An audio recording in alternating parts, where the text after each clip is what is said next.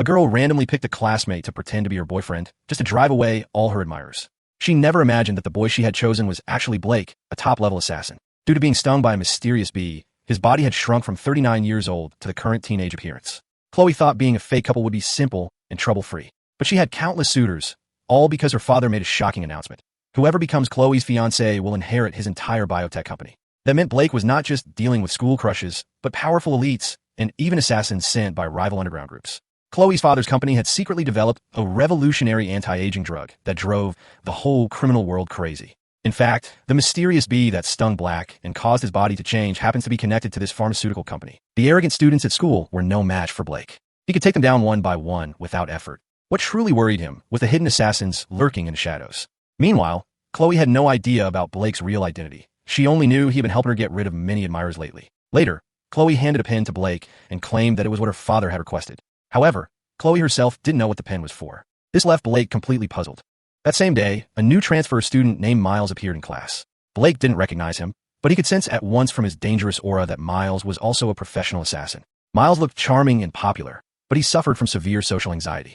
He could barely speak when introducing himself. Strangely enough, once he put a pacifier in his mouth, he turned calm, focused, and deadly. Miles directly gave Chloe a love letter and asked to meet after school. Chloe wasn't worried at all. She already had Blake as her perfect shield, but she had no idea this was all part of Miles's plan.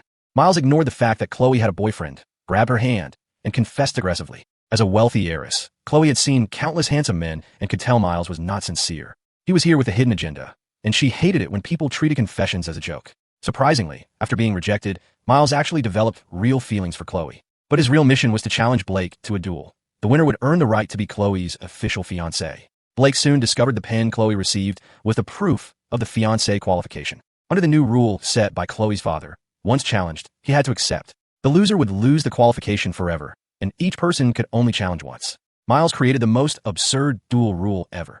Within 1 hour, he must put the pacifier into Blake's mouth. If Blake dodged the whole time, Blake won. Everyone laughed out loud, but Miles was dead serious. His fighting skills were top tier, making it extremely difficult for Blake to avoid. Blake didn't want to expose his real strength in public, so he chose to dodge nonstop for the full hour. Before the duel began, Miles had set traps all around. In the final minute, he unleashed his ultimate move.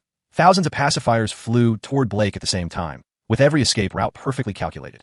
At the critical moment, Blake threw 2 small blades and precisely cut the threads controlling the pacifiers, stopping them right before impact. Time ran out, and Blake won the duel. Miles could not understand why his feelings had failed.